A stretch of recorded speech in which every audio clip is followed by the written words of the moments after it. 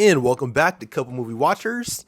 Today we're going to break down the top 10 movies of the weekend. And man, this is going to be really, really good. I'm just going to let you know off the bat, Joker is not number one. Coming in at number one is the movie Terrifier 3. Now, this movie opened up really big for an independent film, making $18.3 million its opening weekend, which is a really solid opening. According to sources, Cineverse spent under $5 million, so this was a really solid investment. Some reports say $2, but overall under $5 million to make this movie, which is incredible. To have it open at $18 million is really good. As a B cinema score, so people really like it. And one thing they did really good was they catered to their fan base, right? So according to reports, they spent about $1 million in marketing, focusing on a Cineverse fan base, which is incredible. I'm not sure if they did any national marketing, but it seemed like most of the marketing was just focusing on the fans. And it really paid off for sure for them because they knew what the fans wanted and it gave it to them, unlike the Joker. When you look at the demos, it was mainly Latino moviegoers who showed up at 48%, Caucasian 34%, Black 10%, Asian 2%, and Native American other at about 5%. So people really showed out for this movie, especially for it to be a low budget film. This movie did spectacular. And to beat the Joker in its second week, this just shows you how, if you could just cater to your fans and really focus on that, the Joker could have been huge. Huge. But they did so much just to kind of just unravel. It's like taking your favorite food and just like spitting on it, essentially. That's what the Joker 2 was all about. Yeah, it just turned out really bad. But Terrifier 3, I haven't seen it. Let me know, have you guys seen the movie? It seems like it's just really building on a success. Even if you look at Terrifier 2, it made about $15 million worldwide, and that one even had a smaller budget. So they're really taking an IP that did really well as far as like on streaming. They kind of build like a buzz. It has like this fan base, and they're just like building upon it, which is really, really good. So if you're a Terrifier fan, let me know, should I watch 1, 2, and 3? Can I just see 3? Can someone just go out there and say, you know what? I'm just going to see part 3. But let me know in the comment section below. And coming in at number 2 is a movie that we really enjoyed, and that is The Wild Robot. If you haven't seen it, it's definitely worth checking out.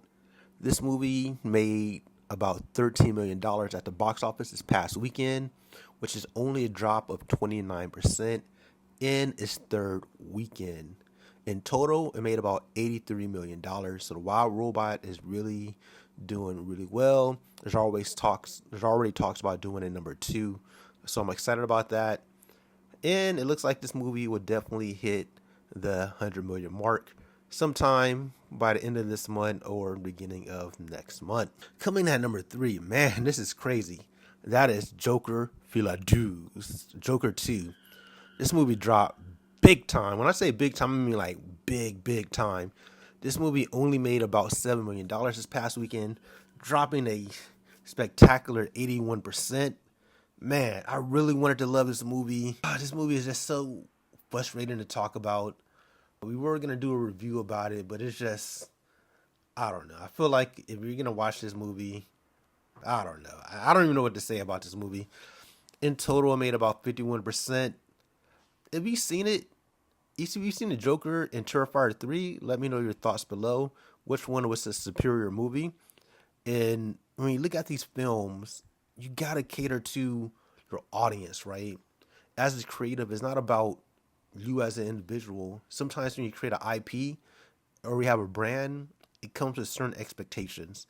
And it kind of subvert those expectations. I'm hearing rumors that this wasn't even a Joker film. It was about it. It just, you hear all these different things. It's like, you have to make a Joker film. If you're going to call it the Joker, it needs to be about the Joker. I'm not going to go see a Superman film and it's about Clark Kent. You know what I mean? I don't want to see that.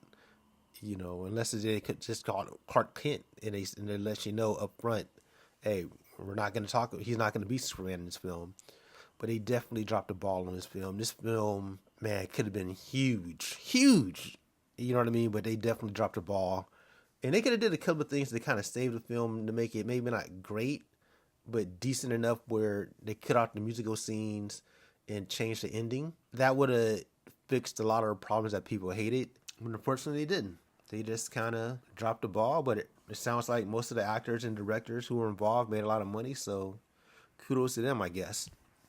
Coming in at number 4, we have Beetlejuice. Beetlejuice. This movie is definitely killing it.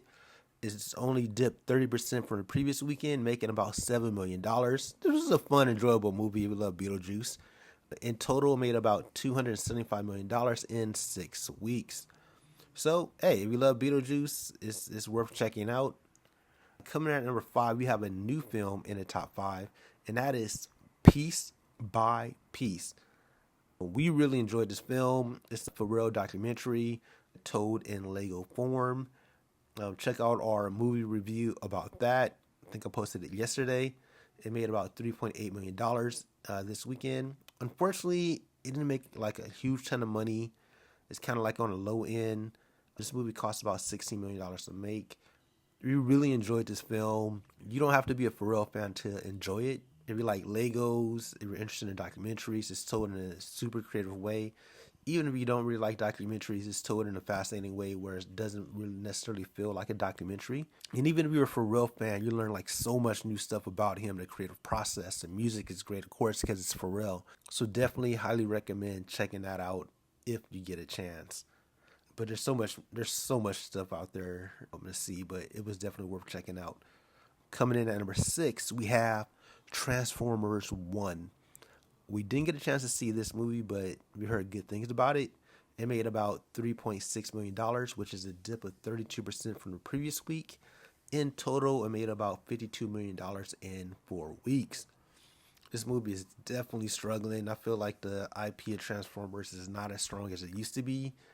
I feel like they might need to give it some time to kind of cool off and just kind of refresh itself. I feel like we're getting a Transformers movie like about every year.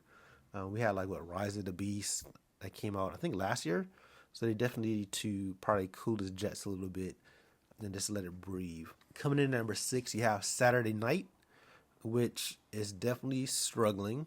It's supposed to be one of those films that's gonna possibly win an Oscar. It made about $3.4 million.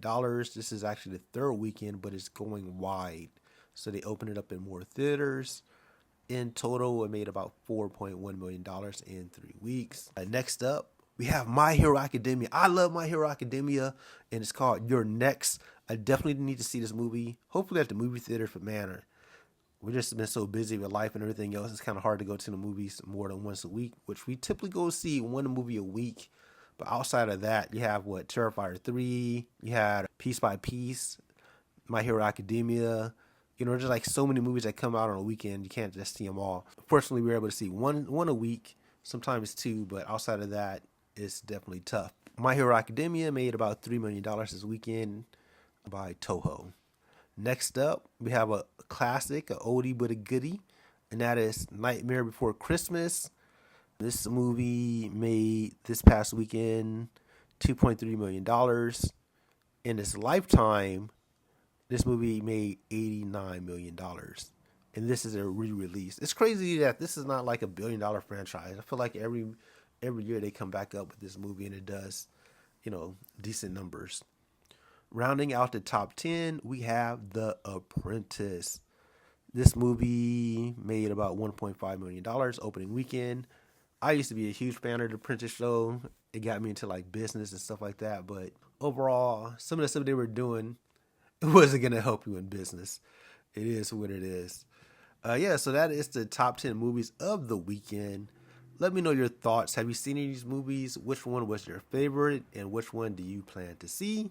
Until next time, let's look towards Smile 2. I'm pretty sure it's going to be the number 1 film of the weekend.